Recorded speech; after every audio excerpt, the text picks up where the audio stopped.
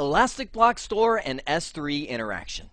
It sounds like a boring title as I think about it, but I can't think of a concept that's more critical to your success with Amazon Web Services than understanding this EBS and S3 interaction. EBS, Elastic Block Store, allows you to create virtual hard drives for your instances that perform differently based on the kind of storage you choose, whether it be magnetic storage, whether it be solid-state disk, whether it be provisioned IOPS, right? It's designed to be the virtual hard drives of your instances. S3, designed for ultra durable, replicated to multiple data centers, to multiple storage devices, storage of blob objects. In no way optimized to run machines from it, right? It's just meant to store stuff. So you can take this and use it for backup and cloning. I can go right into my Amazon Web Services, and you can see I've got my Elastic Block Store that I'm staring at right now. Right-click on any one of these things. I've got an 8 GB volume that is attached to a server. I've got a 50 GB volume that is just sitting there idle, not attached to anything. But I can right-click on it and hit Create Snapshot, fill in all my descriptions, and it actually moves it over here. This is a view into an S3 bucket where I've got this 8 GB snapshot sitting there idle.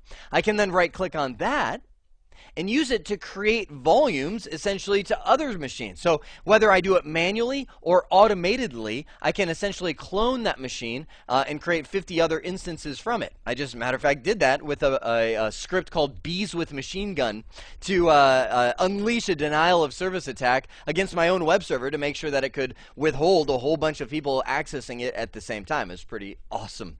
So backup is also good. Now, one of the things to know about backup as I do this, as I right-click on this and say, hey, I want to create a snapshot of it, it's actually creating a backup in S3 that is incremental, which is awesome. Meaning if I've got an 8 GB we'll just say data store that's running, the next snapshot that I create will only have the changes. So I'll just put changes. The changes from that original 8 GB over here. So I might just have a 1 GB if I only have 1 GB of changes from there. And the next snapshot might just have a few hundred megabytes or something like that that it's doing as it's going. So it's only the changes, and then it says, but deleting old optimized. Like, that makes no sense to me.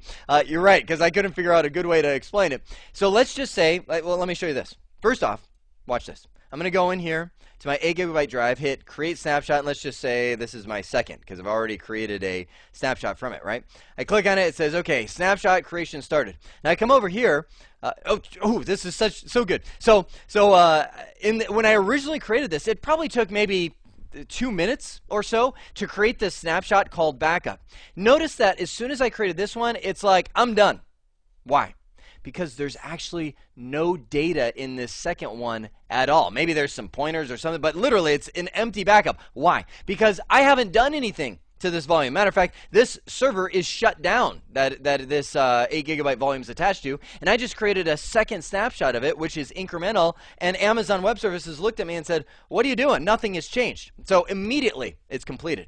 Now what am I saying by this? Oh, but deleting old optimized. That means if I go in there and I say, well, you know what, this one's real, let's say I've got 50 backups, right? I'm like, I'm gonna delete this one.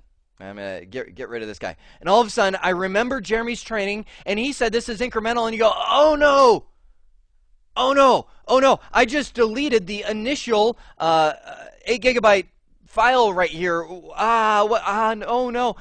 Don't worry. What it's going to do is it's going to update the next snapshot in the chain, or essentially leave whatever components are needed to make sure that it can recompile, well, I said compile, but reassemble essentially the data on this drive. So old but optimized, so it'll essentially delete the stuff that's no longer needed in these future ones, but it's going to delete the stuff that has been replicated, so you're not storing a whole bunch of old stuff. Now, before we just go snapshotting away, there are some really critical things you want to understand. Snapshots can be taken at any time. Machines running, machines off, no problem. But it will capture exactly what is on the volume at the instant you hit the snapshot button. Could be bad, right? Let's say you've got a running instance right here, and there's a file copy going out. Let's just here if this were a XY graph, this is time, right? And so we're actually writing some data to the drive, and then I hit the snapshot button, bam, right there. Time continues. So what will happen is essentially Amazon Web Services will take a freeze frame mid-file write of that data that's going on and copy that over to S3. Now, will that kill your machine? No, not at all. Your machine will just go along its merry way.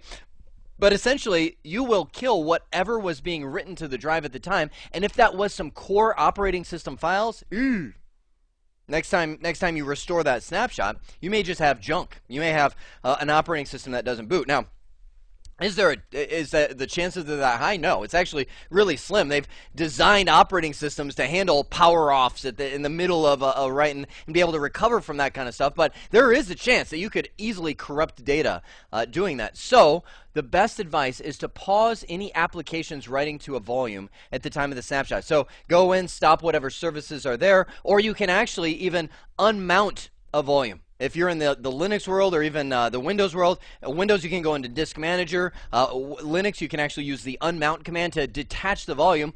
Take your snapshot. Now remember, as soon as you hit that snapshot button, it immediately goes into action and says, okay, I'm taking it right now.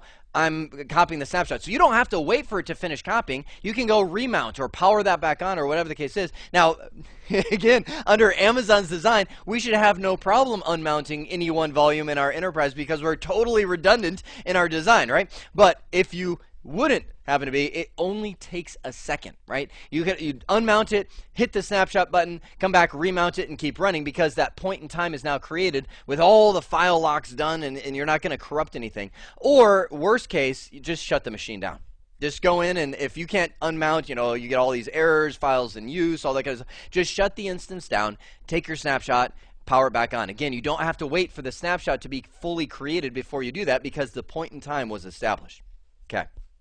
Once it is in S3, once you've snapshot your volume, you can do many things with it. One, you can share it to other accounts that you have, or you can even share it to the public if you want to do the AWS marketplace kind of thing and sell your instance. You can copy it to other regions. They actually have a feature where you can right-click on it and say, I want to copy this, and actually send it over to a totally different region to establish yourself. Let's say you're in Virginia and you want to go over to Oregon or California or maybe even go out of the country. Of course, I'm in the United States talking from my perspective. You can do that. You will be charged for bandwidth because you are essentially using the internet to copy that data between the major regions that Amazon has, but that is totally better than trying to recreate your whole setup between the two. And you can use the snapshots in S3 to I can't even say it, lazy load your way to new EBS volumes. What on earth is lazy loading? Lazy loading is a slow copy of the EBS volume back into the EBS data store so that you can use it from instances. Here's why this is here. Couple of reasons. I would say one from the customer perspective, one from Amazon's perspective. Amazon has this S3 storage where you could have gigs and gigs and gigs and gigs of data being stored. Imagine a whole bunch of customers, or even one customer, saying, I want that one volume that's 100 gigabytes in size replicated into EBS for 50 different instances. I want to create 50 different volumes from that thing. If it suddenly started maximizing and using the whole bandwidth between S3 and EBS, you might saturate the link and cause performance constraint for other customers. Also, from the customer side, you've got to wait for that full data store. So for that full 100 gigs or full terabyte or whatever amount of data you have in there, you have to wait for that thing to copy over before you can start using it. Not so with lazy load.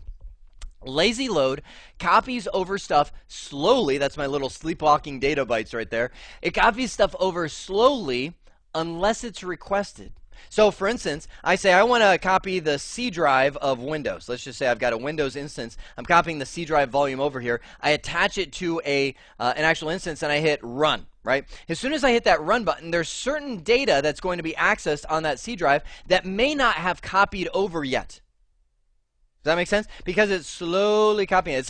It's like the essence of your drive is there, but it's not there fully. So I hit the power button. Immediately, as soon as it's requested, some of these guys wake up and they pull back whatever bandwidth throttle is there, and they immediately copy that needed data over to make sure that it's there so Windows can run. So it may be a little slower, that very first access, because you're waiting for it to copy from S3 to EBS. Now, once it copies over and you've got Windows running, maybe there's a whole bunch of other stuff on there that you're not going to need right away. Well, those guys are going to slowly sleepwalk their way over from S3 to EBS. Now, some people don't like that because they're like, I want my server fast. I want it running right away. Power that thing on, and I want it to be a mean machine from the beginning. Here's your trick. When you power up that thing, first thing that you should do is a check disk. I'm thinking Windows, or a disk defragment, or do a disk scan. Essentially, cause that machine to access every single sector of that hard drive. And what will happen is that lazy load will wake up for every single piece of data that's in there. It will immediately start copying really fast over. And Amazon, you know, it sounds like I'm giving you advice on how to like backdoor Amazon and sneak in things you're not supposed to. No, Amazon totally gets that. They totally get that you're going to be needing some data fast, and that's why they make that capability available for you. But from Amazon perspective, they're like, you know what? Most people don't. Most people just copy it over, and you know what? As it gets there, it gets there. It's not a rush to get every single byte of that data accessed on the hard drive.